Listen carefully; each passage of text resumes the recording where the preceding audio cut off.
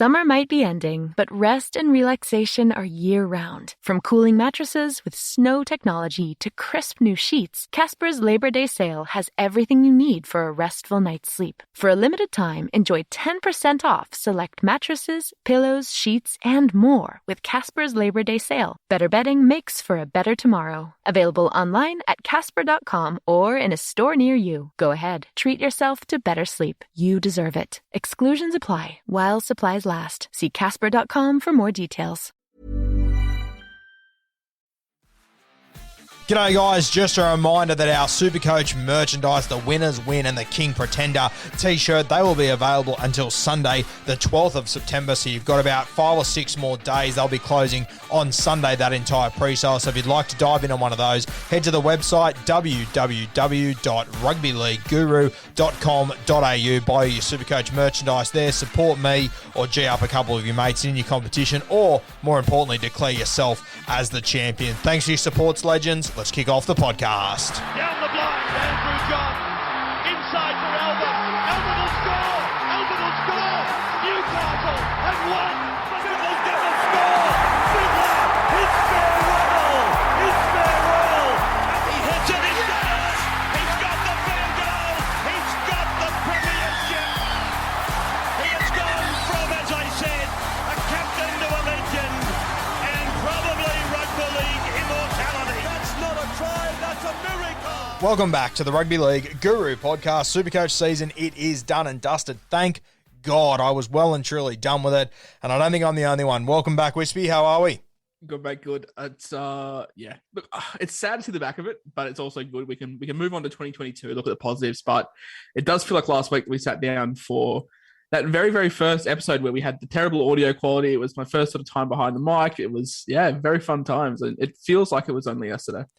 Mate, it feels like an eternity ago to me, to be perfectly honest with you. I imagine it's been more fun with you, your first season and stuff, but God, Supercoach. And, mate, I've done better in Classic than what I've probably ever done, to be perfectly honest with you. I think I finished 5,000, which I think I finished higher, but I think I've been more relevant this year than I ever have been. Still didn't get close to being at the top there, but yeah, good God, it has been a long year. I'm glad Supercoach is behind us. Draft absolutely shit the bed for myself. You got a win in your draft comp, didn't you? I did. I got the big dub in the weekly Rubdown Listener League. But Classic, mate, I think you need to send me one of those Supercoach Lemon shirts. I think I need to be donning that for the foreseeable future. Yeah, no, I'll be wearing mine around. Don't worry about that. Mate, as far as award winners go this year, I know that you ran a survey on your Instagram story, and I'm very interested to hear the results because, mate, it's been one of those topsy-turvy years, hasn't it? And, you know, especially when it comes to cheapies and young guns that have emerged. I mean, it is the one positive to come out of this. We found some Supercoach stars for the next 10 years or so, haven't we? We have. Look, I didn't want to run a poll on the best hooker, the best halfback, because I think they're all pretty standard. Like, you and I will touch on those after this, but I want to think outside the box a little bit. So we've got the best cheapie. We've got the biggest surprise package of the year. We've got the biggest dud. We've also got the best under-the-radar pick, who seemed to perform sort of week in, week out, but didn't get the recognition I think they deserved. And we also have the MVP, which I guess we'll kick off with. There's no surprise to me that a certain fullback won the award, Tom Trbojevic, season to remember. I think I've said this a lot. The poor guys over at Supercoach, I think, were behind the 8 ball from the word go because the rule changes, they didn't adapt in time, and Turbo really picked apart that. The awards for the nominations for this was obviously Turbo himself. Nathan Cleary also got a mention. Nico Hines, another fantastic mention as well, and Ruben Garrick. But with 92% of the vote, and there was over 3,000 votes, Tommy Turbo took this one out, and the other 8% went to Cleary, so it wasn't close. Mate, the other day I sat down for about an hour and I went through Tom Trbojevich's stats for Supercoach this year, compared it to the top scorers the last few years, and you know, occasionally you hear a fact that you're like, whoa, that is just unbelievable. I had about 7 or 8 written down for Turbo. I mean, when you consider, mate, if we would have done this podcast 12 months ago, the conversation would have been Teddy has broken Supercoach with a 95 average. Turbo broke it by fucking 50 this year. It is just, it's unbelievable. And I mean, well, you know better than me, but I think this year he scored 3 of the top 4 highest scores ever. Just unbelievable. Had a 191. He had a 208, a 226, and a 229. So 3 scores over 200, 1 score in the 190s. Let me count them here. 1, 2, 3, 4, 5, 6, 7, 8, 9, 10, 11, 12. 12 scores over 100, and the bloke played, how many games did he I think it's 15, isn't it? Yeah, not many. 15 games. He had 1, 2, 3, 4 scores under 100. I remember watching Teddy in that game last year against Canterbury where he absolutely brained it, and I remember just sitting there going, we'll never see anything like this again. We've seen that every 2 weeks from Turbo. Like, I'm not exaggerating in any way, shape, or form there. It has just been unprecedented. Yeah, there was no week at all. So there was like no back-to-back week where he went less than 100 2 weeks in a row. He went a 68, backed up with a 191. He had a 40 against Newcastle, backed up with a 208. A 95 against the Tigers, backed up with a 226 against the Sharks. 87 against Melbourne. 87 against Melbourne. I think people want to say that Turbo doesn't perform in the big games. He had 5 line break assists and 2 line breaks that game. Scored 87. The next week, backed up with a 179. So the bloke, I think, is match proof. The only slight against him is that 87 against Melbourne and a 68 against Penrith. But Jesus, if your floor is a 68 and your high is a 229, can we get a petition going to get Ruben Garrick to give Turbo the tee just right in front of goal every week? Mate, imagine if he had the goal kicking. I mean, what does that put his in that team with him setting up everything? Does that put his average? Are we talking 170? Like where would we be sitting? I think I work at the rough numbers, and don't quote me on this, but I think Garrick improved his score by about 23, 24 this year with goal kicking. So if Turbo was kicking at the level Garrick is, and that's a very hard task because Ruben Garrick was a sharpshooter this year, but yeah, we'd be pushing up that 170 category. And if he played 80 minutes every week, there was a couple of games here we played 72, 64, 69, 68, 74 minutes. So yeah. The scary thing with Turbo is, though, at halftime against the Cowboys, he was on 35. Yeah. And he put on, 195 points in 40 minutes. And scored 2 of the best tries I've ever seen in the space of 10 minutes. And I think, mate, like, obviously, if you're a footy head, it sort of goes without saying, but I think people also need to realise that every week that Tom Trbojevic has ran on the field this week, all the other team has spoken about for the last 7 days is how to stop Tom Trbojevic. There is not a player in this comp that is more targeted by other teams just to simply slow him down, and he's still doing what he's doing. And I mean, the same goes for all players that have been on unbelievable runs, but mate, even Craig Bellamy was not like, I know people say, oh, they kept him quiet. Sweet, 87. 80-7. Tedesco's average last year was 95, and we thought he broke Supercoach. Turbo comes up with 87, and a lot of people thought he was quiet that game. It is, the more you think about it, the more it just blows your mind. You think so. Manly started off the 0-4, and it took a last-minute field goal from DCA to win in round 5. And from then, Manly flipped the switch, and it's incredible. I don't think we'll ever see it again because I think Supercoach has the time to adapt now. And that's why I think this will be a historic season for the ages. Supercoach will adapt to these new rule changes, and I don't think Turbo will be as successful, but like it's just one of the all-time great seasons. I know this isn't a Supercoach question, but I guess Hayno 9, Barber 12, Tedesco 19, Turbo 21. I've got Turbo 21 in front by a fair distance. Mate, I declared on my podcast probably 6 weeks ago that I thought Turbo 21 had overtaken. I don't understand how you could make the argument anymore that it isn't the best. It's just, and to think that he also went to State of Origin and he was the best player there as well. I mean, if they manage to win a premiership this year, I'm happy to declare it will be the best season we've seen, not only seen, but will ever see. I cannot see anyone outside of Tom Trbojevic himself bettering what he's done this year if they win the premiership. It is just... It's a beautiful mix of being the main man at the system and having all things around you. Like people forget it's obviously Turbo gets the spoils, but Kieran Foran in his day was a New Zealand 6, the Australian 13, the Australian 7. Like there is quality around him and they don't get the highlights, but Turbo definitely finishes off. He makes Jason Saab look a much better footballer. Also made Brad Parker, Morgan Harper, Moses Sully, and Ruben Garrick as well. Like the backline just improves around Turbo and. If Manly go on to even make the grand final, I think, mate, it's going to be very hard to argue. And Supercoach wise, I don't think we'll ever be having this conversation again. And I think as well this year, I haven't spoken about it on my podcast yet. I will over the next few days, and I'm sure you'd agree. I almost think that this game on Friday night, it could decide the premiership, because the loser of that has to go on the same side of Penrith. And if you have to beat Penrith to get into the grand final, you're essentially having to win 2 grand finals on the trot. The team that takes the other avenue, that'll probably have to beat a South Sydney without Latrell to get into the grand final after they've played an extra week. I mean, God, it's going to be hard for the winner out of whoever versus Penrith to get up for that game again. It's funny. I remember the famous rugby league guru quote is Souths make it hard for themselves. They finally got themselves in the top 4, but they've lost their star fullback, and I think it's a big uphill battle for them. So I think the premiership winner will be coming out of Manly or Melbourne or the Penrith system. It's crazy to think about, mate. Let's divert back to Supercoach. That's what we're here for. Let's jump into the best cheapie.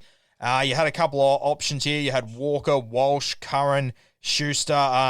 Mate, I would imagine that Walker, he was seemingly owned in just about every team. Obviously had some disappointing flaws, but the ceilings were just too good, weren't they? The surprising thing with this is I think people forget how cheap Nicho Hynes was. He was in that cheapie category and didn't cop a lot of nominations, but Sam Walker, it's hard to argue against it. The kid came on with a basement price, had all the hype in the world in the preseason, but delivered. There's some other guys that we'll touch on later that had hype and didn't deliver, but Sam Walker, his ability to free up funds, but also be a solid reserve option during the peak of his sort of performance. He had 6 scores over 80 this year, so definitely a world where he could have performed. I think Josh Curran, there is a little bit of recency bias in that, the fact that he had a fantastic end of the season. We also have Reece Walsh. It's hard to... The thing with Walsh was it was hard to fit him in your team because of the single eligibility at fullback, but also the fact that how stacked that position was. It was hard to go with him. And Josh Schuster, a guy that you tipped for Rookie of the Year, if someone was to say that he got it over Walsh, I wouldn't be against that either. But with 42% of the vote, Sam Walker was the winner. Mate, let's go to the biggest surprise. And the winner of this one got 60%. If you said to me he got 99%, I wouldn't have been shocked at all. There's a couple of other really handy names, one in particular you'll want to talk about, but Isaiah Papali'i as the biggest surprise. I think I said to Denon the other day, if at the start of this season I said you write down the top 60 second rowers in the NRL, there's not a hope in hell Papali'i gets a feature for me. We obviously heard about the hype a couple of years ago at the Warriors, but it just never came through. And even when I watched him, I was like, I think this is just another New Zealand Warriors beat up on their players, essentially. But for him to arrive in Parramatta and Brad Arthur do what he's done with him, mate, he's turned into one of the premier forwards in our game, hasn't he? Yeah, the hype in 2019, I remember it well. Like, he was in my side up until Teamless Tuesday that year and never really panned out. But this year, started off the bench for the first 2 weeks with Matto and Sean Lane. We remember that they switched sides as well. I remember you and I speaking on that quite heavily. Matto was on the left and Lane was on the right. Didn't work out for the first couple of weeks. Papali'i came on and killed it. Bryce Cartwright also those first couple of weeks played well. So there was a lot of threat on the 2 second rowers to hold their spot. But Isaiah Papali'i did enough to knock down that back row spot with Sean Lane. From there, we saw Papali'i move to the left. We saw Matto move back to his natural right. And Papali'i made that spot his own up until Regan Campbell-Gillard went down with injury at the back end of the season when Brad Arthur shifted him to prop, which affected his average ever so slightly. But still, the fact that he was a dual position as well, front row forward, 2RF, gave teams a lot of flexibility. You bought him, you could buy him when he looked like he was going to be a star, you could still buy him for around $400K and just brained it. And he was in a lot of people's teams. He was the most owned player this year over the guys like Turbo, over the guys like Cleary. Over 51% of teams, I think, had him at one stage, and rightly so. He was a sensational option in the front row forward spot, considering how barren that position was this year. And yeah, my surprise pick of the year. No questions there. There was other options here like Ruben Garrick. The thing with Garrick, though, we know that the talent was there. We saw him perform well as a rookie in 2019. 2020 sort of fell off a little bit, but it was hard to pass up IPAP. You've also got Adam Dewey as well, who, if it wasn't for him, the Tigers, if there was a relegation system, they would have been relegated 6 or 7 tiers. It was a shocking year for them. Apart from him, he was sensational. And we also forget Mitch Barnett. The first 6 rounds, he was a machine until Lachlan Fitzgibbon came in and took the minutes away from his rotation. But yeah, Barnett, season long, it's hard to give it to him. Adam Dewey, you could definitely give him the option as well, and a lot of votes went to him. Garrick I wouldn't push back on either, but Isaiah Papali'i for me, and by the sounds of you as well, mate. Yeah, for sure. And I think what you said about Barnett's spot on. I just think a lot of people have sort of tried to bury Barnett. I mean, he was so good for the first 6 weeks, but then it was just a constant headache. And I mean, if you managed to get it right with Barnett all year, I think you've got incredibly lucky because he was in and out. It was all over the place. I know that Ruben Garrick in my draft competition, he's what has been the difference for the winner in our comp. Obviously, Tom Trbojevic got knocked out, but mate, Ruben Garrick, he was all of a sudden the scariest player in the comp not named Tom Trbojevic. It's unbelievable how much the game has changed that a winger could be that scary. And I mean, he's a good player, Ruben Garrick, but like he's not that semi-Radradra sort of character where you just can't possibly stop him. It's crazy how much Supercoach has changed, isn't it? Yeah, and that's the thing that I'm hoping is fixed in the off-season. No disrespect to Ruben Garrick, no disrespect to guys like Alex Johnston, but you look at a performance that Payne Haas puts in, he'll bust his ass for 70 minutes and pump out a score of 70, and these wingers can fall over for a couple of tries and get that. So I do think the balance needs to be there, but if you jumped on it, I know I did in my draft, it was even round 5 that Garrick was still on the waivers, and I managed to pick him up, and he changed the game for me. You're shaking your head because you're in a deep league. I was only in the 10-man league, but he was just that kind of player that could really turn on their head. But the fact that Papali'i had the flexibility and the ability to come in at a great price, I think you can't pass him up as the biggest surprise package. And mate, without having Ruben Garrick's numbers in front of me, from memory, he wasn't overly impressive in the first 5 weeks. Like he's a guy that I definitely would have considered letting go. Just the way, like we all know we thought we knew how good Tom Trbojevic was, but you couldn't have possibly predicted the impact that he's had on this side. It's just, anyway, enough talking about Turbo. I've had enough of him this year. Let's move to the biggest dud. Now, a couple of names here. The guy that has taken it out, I've got to tell you, I wasn't overly keen on him from the start. I do remember someone messaged me about Charlie Staines in the preseason, and it's one of my favourite messages I've ever received. They sent me the amount of games he's played, the amount of tries he's scored, and they said, Irvine 2.0. Will he catch Ken Irvine? And I thought, fucking what? How? Absolutely blew me away. And he wasn't joking either, but Charlie Staines, by far and away the biggest disappointment this season for me. I didn't have him in anything, but mate, it had shocked me the amount of times I'd look at his score with 5 or 6 minutes to go in a game and he'd be on single digits, and pretty low single digits, by the way. We're going to sound like Harry Hindsights here, which I hate, you hated as well, but you and I were pretty vocal about avoiding this one hardcore. He was over 300K, inflated by that incredible try-scoring record last year. He had promise. It just didn't really deliver. He had 9 scores this season of 25 or below, and he only posted back-to-back scores of 45 plus once. No base, on the wrong side, outside of Stephen Crichton most of the time. It was a recipe for disaster. They'd stick Paul Momorowski out there as well, who we know that is a run-first centre, the same as Crichton.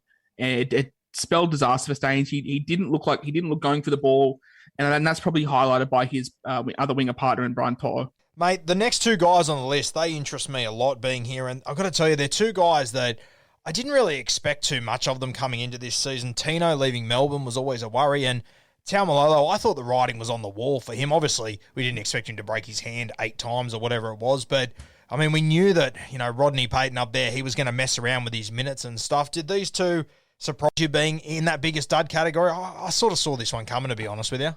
Shows you that Supercoach's game of very, very fine margins. All preseason, I was on the Tino was a trap. Don't buy him. He won't replicate it. Mitch Rain isn't Cam Smith. Won't go over the advantage line. Blah blah blah.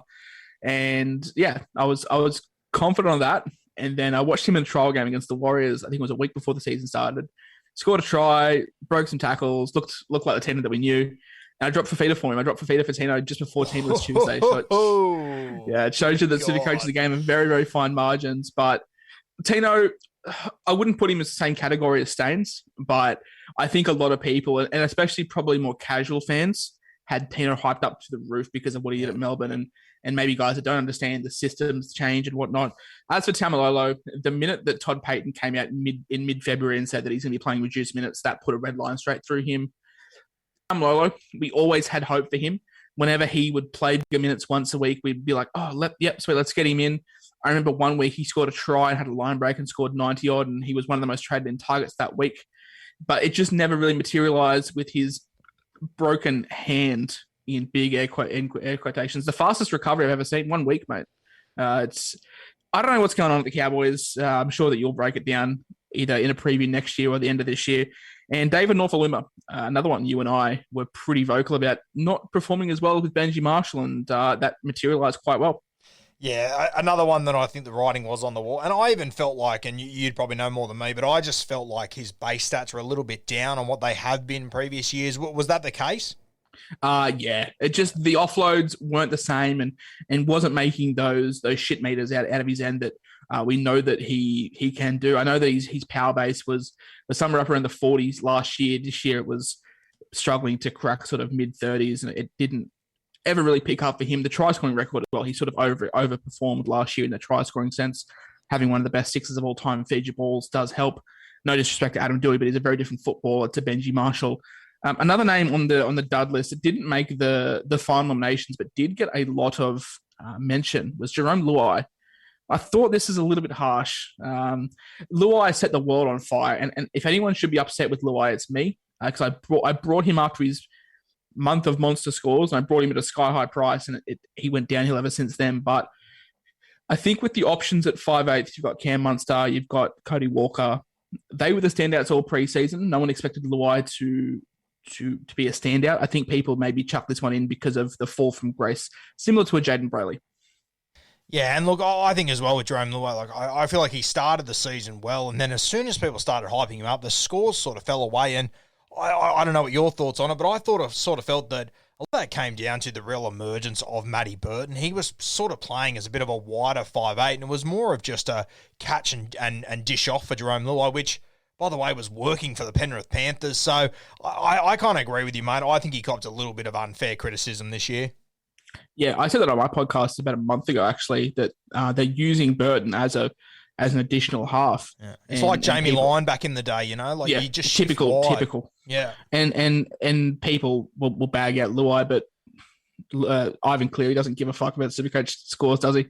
No doubt about that. Let's move to the under-the-radar guys. And a couple of guys here that I know you're a fan of. Luciano Leilua, I had him from day one in every single thing I could possibly have to do with in Supercoach. He came in at 43%. Maybe just because I had him all year and I never traded him out, I wasn't part of those conversations much. But I was a little bit surprised with Leilua winning that, to be honest with you. What were your thoughts?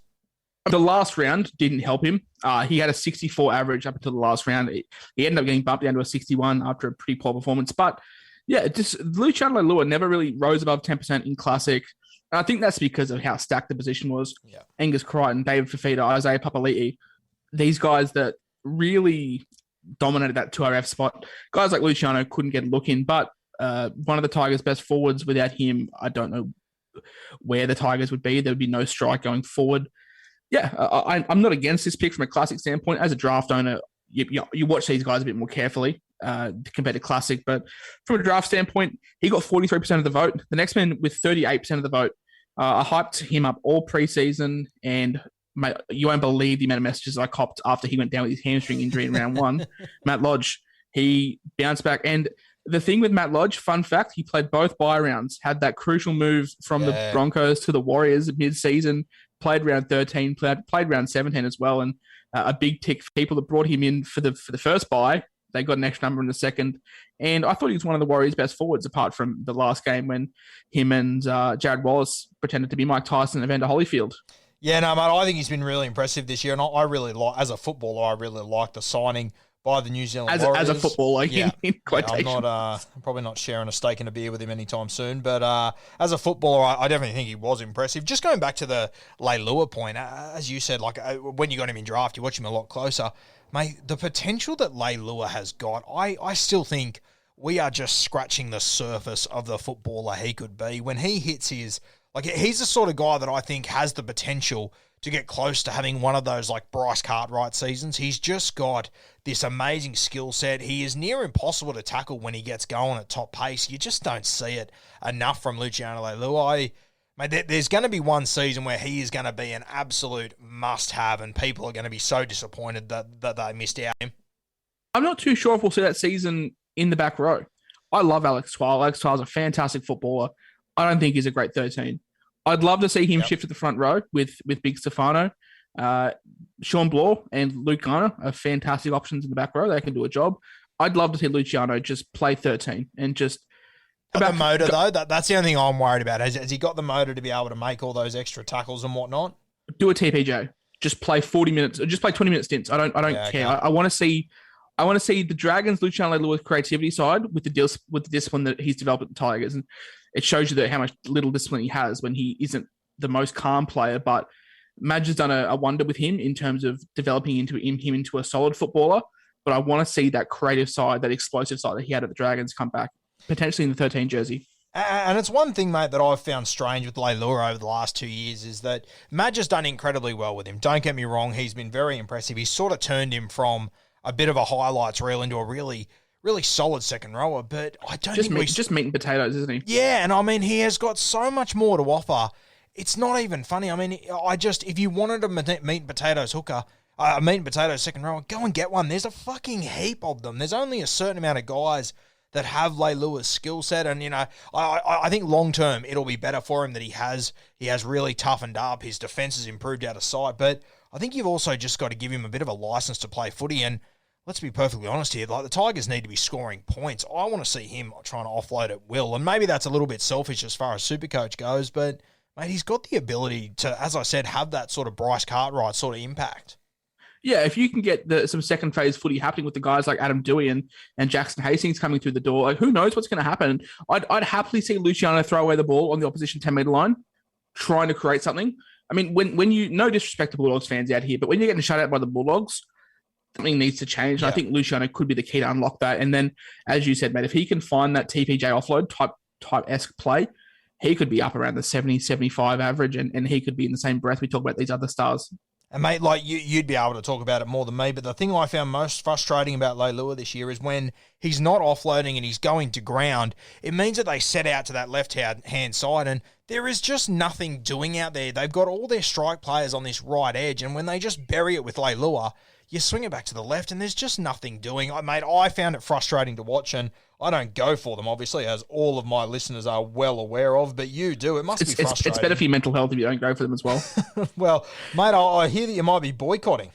Mate, if the new Brisbane team comes up and they're looking for some new members, I'll throw my hat in the ring. But you hit the nail on the head with the Tigers. It's not hard to defend them. It's tackle Luciano Leilua and then just rush Adam Dewey, because that's what they do. They'll send it left, and then they'll just set up for Dewey on the right. And yeah, there needs to be some kind of creativity happening there. And moving on to Luciano, I think he could be the guy.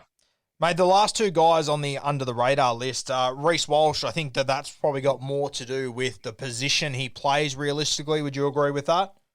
Probably a little bit of bias from me as well by sticking him in here. I'm a huge Reece Walsh fan. Yep. Finished the season with him when he had that great run for the first couple of 3 weeks of the finals, and then tape out a little bit. But you're right, like never really above 10% either, due to one Tom Trbojevic taking up half the fullback spot that you can have, and the other man, Daniel Tupou. I think the Giraffe never got the love that he deserved. Not as big of a base as Brian To'o, but a definite respectable one. He would get you 50 points on a trialist night, and we know sort of the aerial threat that he can be. The big negative with Tupou is he is so good under the high ball. When he does score, it's without a line break. But when they get Keary back next year, when they get their full squad back, I could definitely see Daniel Tupou carving up. You look at some of his base numbers with sort of tackle breaks and whatever, and they're up around the 50 points. So he's definitely someone to have in this conversation. I think if Brian To'o wasn't Brian To'o, we'd be looking at Tupou in a similar mould as that fantastic base stat winger. Yeah, I guess Brian To'o, he's just become the absolute exception. He's just so far above the rest of them as far as base stats go that you really do underappreciate guys like Tupou that 3 years ago, he was an absolute goldmine, wasn't he? Goldmines, Josh Mansour. Oh. Josh Mansour 2 years ago Josh Mansour walked so Brian To'o could run, mate. Yeah, it's been hard to watch Mansour this year, and for it to end the way it did, far out. Tough gig. Mate, let's move to the positional awards. A couple of really obvious ones. Obviously, fullback we don't need to go into. Let's talk about hookers, though. Now, obviously, at the start of the season, all the talk was pretty much Harry Grant or Damien Cook. Even though Cheese was starting in the 9, I didn't expect him to score try after try after try after try, but what a season from the Cheese. Unreal stuff. Did my head in. The Cheese is one of those guys whose base isn't fantastic, and I'm people that listen to the show know I'm a huge base stat man, and I could never get behind him. But his average this year was incredible. It was a 68.0. You could make the argument for Harry Grant being the hooker of the year with the superior average with 73.5. So what's that? 5.5 points clear of the Cheese. Yeah. But the fact that he just wasn't on the field long enough for me to be a real option. I think a lot of shout out needs to go to Reid Marnie as well. Yep. He played 17 games with a 67.8 average, so 0.2 below the Cheese. And I think if Marnie didn't get injured, we'd be talking about him as potentially the hooker of the year. And I mean, mate, we spoke about Turbo before, how every team was watching him every week, talking about him every week. Every team would have gone in against Melbourne saying, Cheese, 5 metres out, just get bodies in front of him. And he's just unstoppable, isn't he? Like, it almost looks like you can't defend this fella. He is just the perfect size for rugby league, essentially. Especially that hooker role and what he does. I think Harry Grant will be the option next year. Dale Finucane leaving is huge for Harry Grant, I feel, because that 13 role, I think, will get filled by Brandon Smith. He's been very open about his playing weight and how that fluctuates depending on what he is required to do. And I think with a full preseason, Bellyache will just say, look, I need you to put on a few kilos. I need you to be a bigger body in that 13 role. And that's going to free up Harry Grant. So you can make the option for him. You can make the option for Cheese. You talk about Damien Cook and how poor of a season he had. He averaged 65.7. So he was 2.3 points below Cheese. We're talking about Cheese like he was the second coming of Robbie Farah. But for his standards, Cook wasn't that far behind. I guess it's just what we expect of Damien Cook in previous years. And, mate, in my opinion, I feel like I haven't seen Cook run anywhere near as much this year. And it's not really an insight on Cook. I think it's just been the role that he's had to play at South Sydney. He hasn't need to run like we've expected to. But, yeah, mate, if you would have said to me, and that was without looking at stats at Cook at all, I haven't had him in draft or classic or anything. If you would have said what was Cook's average this year, I wouldn't have gone anywhere near that amount. So, an impressive mid-50s at best, probably. Yeah, I would have gone max 57. I wouldn't have gone much higher than that. There was one afternoon that I saw him lay on a couple of tries at Leichhardt, I think it was. But outside of that, I can't really remember games. Oh, of course, yeah. But outside of that, I can't really remember too many games with attacking stats from Cookie. Let's move to the front row forward. And obviously a guy that was dual position. We've already spoken about him, Isaiah Papali'i. Was 10.5 points clear of the next best in Payne Haas, who himself didn't have a great season until the back end when Matt Lodge and Tavita Pangai Jr. walked out the door. Isaiah Papali'i, we touched on him in the earlier part of the podcast, mate. He was just leaps and bounds the best front row forward option, and it wasn't close. There was no argument to be made here. He played 23 games. The only game he missed is because Brad Arthur decided to roll out the Jersey flag side. But apart from that, he would have played every game and been a sensational option. As we said, Payne Haas at number 2. If this man stayed on the field and was more consistent, we could be talking about him. But Luke Thompson is just becoming too much of a liability, I feel, to be in the same breath as guys like Papali'i, a guy with a huge upside, but just struggles to stay on the field. I can't get behind him. And Tavita Pangai, I think the move mid-season really hurt his Supercoach credentials, only averaging 65, but we know how good he is on his day, playing 80 minutes. And you mentioned Luke Thompson there, mate. I agree, and I think he's got a bit of a name for himself too now. I think referees are well aware of Luke Thompson and the sort of footballer he is, and you know, it's sort of one of those unspoken things, but I think he's sort of going to fit into that Maria Hargraves, Hetherington sort of role where, you know, things that might or might not be a penalty for most blokes, it will be for them. I sort of feel like Luke Thompson has fallen into that category now. Yeah, definitely with the growing on reports that referees put on players and his judiciary record, you're definitely right. He'll fall into that holy trinity of Jared Hargraves, Jack Hetherington, and now Luke Thompson. I feel like there's just too much of a stigma around him to be looking at as a Supercoach option because you'd be replacing him every third week. Let's move to the 2 RFs, and David Fafita is the pick here. A really interesting guy this season. It was sort of, for me, I felt like David Fafita, outside of Tom Trbojevic, because it's a position with so much depth, he was just the guy, if you didn't have him, you were just sitting behind the lounge in fear whenever the Titans were playing. And, you know, his base stats improved out of sight for me this year. That was one thing that I really didn't see coming out of his game. I kind of thought he was going to be a bit of a trap, to be honest with you. What are your thoughts on Fafita? I don't know. I don't know where I stand on Fafita. He averaged 85 this year, but there was plenty of games sub 40. Wow. obviously had the phenomenal try scoring record this year. That's been well documented, which leaves me a little bit unsure about what we do next year with Fafita. Is he someone that you have to start with, considering how good he is, considering guys like Angus Crichton are now developing a judiciary record, Tohu Harris coming off the back of a pretty major injury will probably miss the first start of the season, Brandon Smith moving into a new position. The only man I can really see rivaling him is Cam Murray. But apart from that, Fafita was sensational in the try scoring sense. The good thing with Fafita was if he went quiet, you weren't burnt because everyone had him. So it wasn't a huge pod move. But Isaiah Papali'i, number 2 as well, a dual position as we've touched on. No need to go on him. He was 7.5 points below Fafita, but still fantastic option to have nonetheless. Angus Crichton averaged 74.5. You and I were both high on Crichton. I set his line this season at about 80. I was hoping a big season for Crichton at about 80, but the Roosters were just smashed with injuries, and I feel Crichton had to pick up much more of a defensive duty rather than showing the attacking flair that he had. Mate, I'm just looking at Fafita's stats. 21 games, 17 tries. I mean, it just seems astronomical, but for me, the penny hasn't dropped yet either. I don't think Fafita has realised how big and how scary he can be. I mean, 17 tries is unbelievable, but if he was to score 17 next year, mate, are you overly surprised? Even 13 or 14 tries, but if he knows that he can go look for the ball, like if Fafita knew that he could just go for a run whenever he wanted to and no one bat an eye, he'd go through the roof. But I feel he parks himself out on the edge and does go missing at times. And when those tries don't come, because we know Fafita, the tries for him come in bulk, don't they? Yeah. They're not, when he scores 17 in 21 games, it's not one every game. It's 2 or 3 and then a month without them. And the month without them, that's when it did hurt super coaches, but it balanced with a fantastic 85 average. And, mate, I think the Gold Coast Titans, as much as they finished with a pretty bad record this year, I think they are a team that is at least trending in the right direction compared to a lot of sides. And, I mean, he might be the king of flat tracks just quietly, Dave Fafita. And let's be honest here, there's going to be a lot of flat tracks coming his way over the next few years, isn't there? There's some pretty poor teams in a row. And you've got guys like Jaden Campbell and Toby Sexton emerging, Philip Sami in the back line. I like him. Brian Kelly looked to be coming into his own.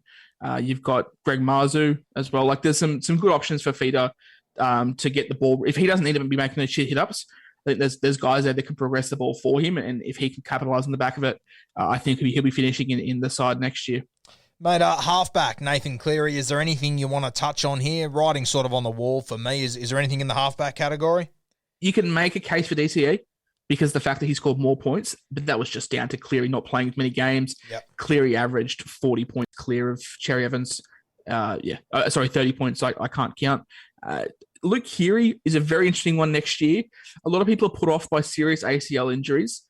But the fact that he's had a full year to work on this, he's not being rushed back through preseason.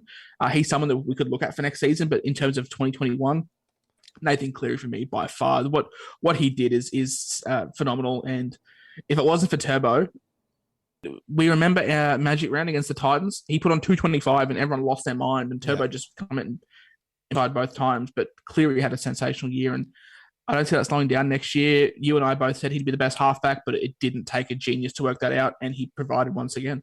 And, mate, I mean, once again, we go back to the point of, remember when James Tedesco broke Supercoach last year with a 95 average?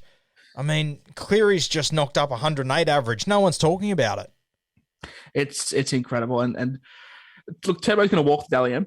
I don't think anyone's doubting that, but Cleary, any other year, he would have shattered the record. Can you imagine if Turbo wasn't playing? Like, we would be losing our minds over Cleary beating Tedesco by 13 points.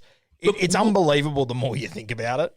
We'll touch on him in the centre wings in the very next sort of sentence. But, mate, 2 years ago, even 1 year ago, Brian Toto scores 160. I'm getting messages, hey, do I loop? Like, a year ago, I'd laugh at you for asking the question. Yeah. But the fact that Turbo is Turbo, and the fact that Cleary is Cleary. Like, it just, 160 loop isn't safe. It's ridiculous. No, the game has changed in a scary way. 5'8", mate. We just mentioned, obviously, if Tom Trbojevic didn't exist, we'd be talking about Nathan Cleary a lot more. I feel like we're still talking about Cody Walker, but definitely not enough. There's 3 guys I feel sorry for this year. There is Walker, there's Cleary, and I think James Tedesco's had a great season as well. But when you compare them to what Trbojevic has done, it's just been blown out of the water. From memory, you were pretty keen. some pretty rogue takes at the start of the season about 5'8", didn't you? Was it Jerome Luai that you were going, or have I got this completely wrong? My 5'8", if in an ideal world, I would have had Cody Walker from the start. Yeah. I ended up going Connor Watson, Matt Moylan, just because they were cheap at the start of the year. Yeah, okay. But yeah, I had Munster. I think I had Munster below Walker. I'd have to go back and have a look. I think I had Walker above just because of the ceiling that he had. But Cam Munster as well. Like, no one's talking about him. The bloke averaged 74 this year, but didn't disappoint. Like, he never had a game where you'd be upset, but the issue is he never had a game where you'd be overly happy. I think he may have had one score above 100. I would have to check. Well, mate, I mean, when you compare the season that Cody Walker had, which has just been a walking highlight reel, then you compare it to Cam Munster, who I think has not been poor, but he just hasn't reached anywhere near his ceiling. And, I mean, there's only 10 points different in their average, and I know 10 points is a lot, but, mate, I felt like I was watching Cody Walker lay on 3 tries every Friday night, whereas I felt like I was watching Cam Munster lay on 3 tries a month this year. It's incredible. Obviously, Walker's been in red-hot form, but I don't think he's been rewarded properly as far as Supercoach points goes. That's just the way I feel. Maybe because I drafted him, I don't know. But it's crazy to think where Munster is, considering how much more of a ceiling he has. You talk about blokes you feel sorry for. Cody Walker is the man. Everyone's loving Cody Walker. He averaged 83.8. He was sensational. Public enemy number 1, Latrell Mitchell, averaged 82. Yeah. People aren't talking about him. And the fact that he's going to have the goal kicking next year, I think that's a huge tick. I said this to you before we started, mate. Like, are we crazy for not going turbo round 1 because of the astronomical price he's going to be? Because we've got guys like Pappenhausen coming back into form. Another guy that we have to feel sorry for.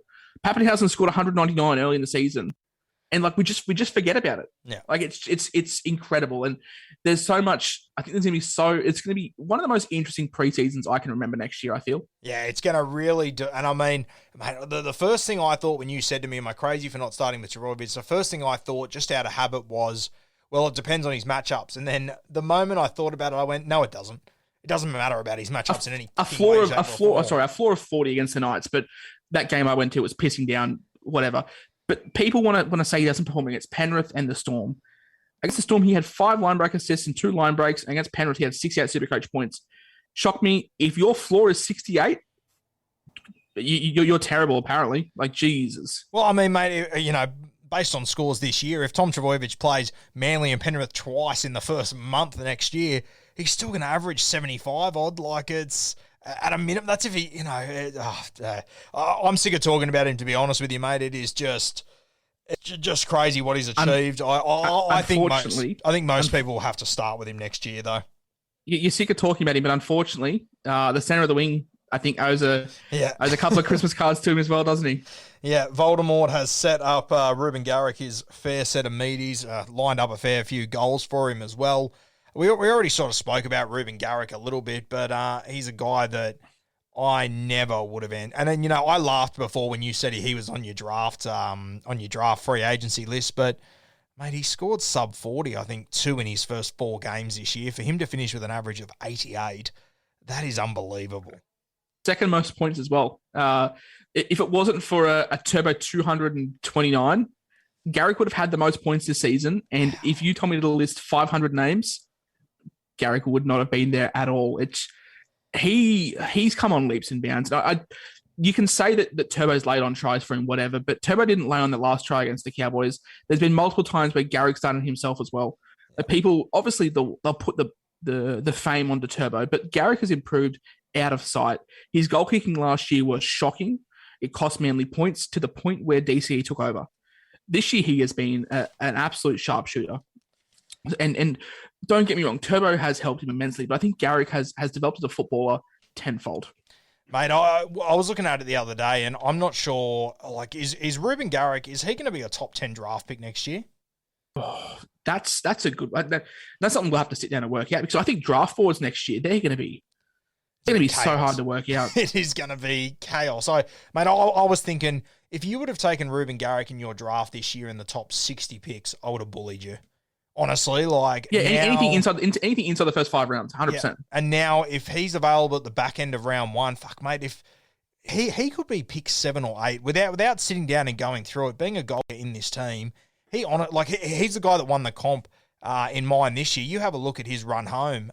He went 110, 110, 199, 50, 59, 125. He scored 400s last 6 games. I mean, that is... outside of Tom Trbojevic, I have no look at all the scores, but geez, that's one of the best run homes you'll ever see, realistically. Touch on top options at centre wing and how crucial they are. Brian To'o, he came back after his ankle injury and lit the world on fire, but he was doing it all year. Like, his base is incredible. He is the best winger to get out of your own end. Look, he struggles in the air. That's fine. You can make up for that. Like, what he does for a team, for Penrith, Cleary's sensational. He'll help them through. Isaiah Yeo, one of the best 13s in the game. Meters that Brian To'o can generate for his side, I think, is second to none. He finished with an average of 84.0, 164 as well in the last game of the season. I think he scored 100 odd the week before as well after he came back from syndesmosis. Like, he is a tough cookie, isn't he? And mate, I think the other thing with To'o that no one talks about, as you said, he struggles in the air. But the thing that I love about To'o is, if someone jumps over him or if he drops a ball or whatever, you can guarantee in the next 10 minutes he's going to come up with 12 base stats because he's just working his ass off to try and make up for it. So, you might lose your 2 points for a knock-on or whatever in Supercoach, but he makes it up in the next 10 minutes. He just goes berserk. He takes it personally, doesn't he? Yeah, he is a gun. Finished the year with a 3-round average of 115. We talk about other guys that we feel sorry for. Nicho Hynes finished the season with a 78.2. But what would his average have been if he didn't come off the bench and have those stints? Like, another one of these guys that's come out of nowhere. Not so much nowhere, but in terms of a Supercoach standpoint, I think footy fans always knew he had talent. And I'll be very interested to see what Nick Meaney does next year in this Tom system. I'm not too sure if he can fill the same role as Hynes, but it'll be interesting. And if he can replicate this at all at the Sharks, it'd be a handy pickup. For me, there's a little bit of uncertainty around him, though, in the halves at the Cronulla Sharks, which is probably going to put me off him next year. But 2021, Nicho Hynes was a breakout star, would have averaged well over 85 if he hadn't come off the bench. Well, mate, I'm just having a look at the games he did come off the bench. There was 4 games. He scored 9, 20, 15, and 39. I'd love to pull those out. Maybe once we finish this up, I might pull those out and get some stats up. I know I said I was finished posting for the year, but that's probably an interesting one to have a look at in Nicho Hynes starting alone. Another one of these centre wing fullbacks. Just fullback is the key, mate, isn't it? Oh, mate, without a doubt. And it's just, I'm so excited for draft day next year. It is just going to be absolutely insane. I cannot wait for it to come around. I'm actually just punching in these Nicho Hynes numbers. So give me about 3 seconds. Draft boards next year, for anyone that's listening out there, put in together. Obviously, fullback heavy is the way to go. We're going to get prices and probably positions late December, early January. I would be planning your draft boards straight away. And mine and Guru's golden tip is do not draft in the middle of February. Jesus Christ, you see it happen all too often. You ready for a Nicho Hynes average minus his bench score? Here we go. What do you reckon it is? 92. 91. Unbelievable. 91. Incredible. That's Tedesco levels. That's 4 points less than when Tedesco broke Supercoach forever. It's just and we just forget about Hynes. Yeah, no, we didn't even talk about him then. We did not even. It's crazy. It is crazy. Now, mate, before we do let you go, obviously it'll be the last time we hear from you for a little bit. Some exciting news coming up over the next year or so. Yeah, we've got Brew joining us full time next year, which I think is a huge addition. I've been pretty vocal and I've been pretty honest about you, mate. Midway through the year, really lost interest in the podcast, doing it alone. You know yourself, it can be a battle sometimes. So getting a full-time host next year, I think, is ideal. And the fact that he ranked in the top 100 this year, not a bad little thing to stick on the CV for the podcast. I hate those blokes, just quietly. Mate, once upon a time it was me, unfortunately, not this year, but I've spoken to you off camera, mate. You know firsthand the plans that we have for the podcast next year, and I think you'll happily agree that it's probably changing the way that Supercoach content is given in a sense. Yeah, no, it's very exciting for you, mate. You come a long way this year, and I guess I want to officially sitting down with you, having a few brewskis, and we sort of worked this all out. I remember sending you the very first designs I batched up, and I found them the other day actually, and they were horrendous. I remember you saying to me that you wanted, I think it was 400 followers or something, and Mate, I remember I laughed at you, and I sort of thought you were going to punch me for a second when I laughed at you, but mate, you blew all those out of the water, and I want to thank you for coming on the podcast all year. You'll be very busy next year once people do see all the plans as they unfold as the year goes, but fingers crossed we can get you on again next year, maybe even a bit of pre-season content to talk more Supercoach. Of course, mate. Obviously, with the eye still off work, and I will be for the next year, so plenty of time to divulge the fantastic game of Supercoach that we love.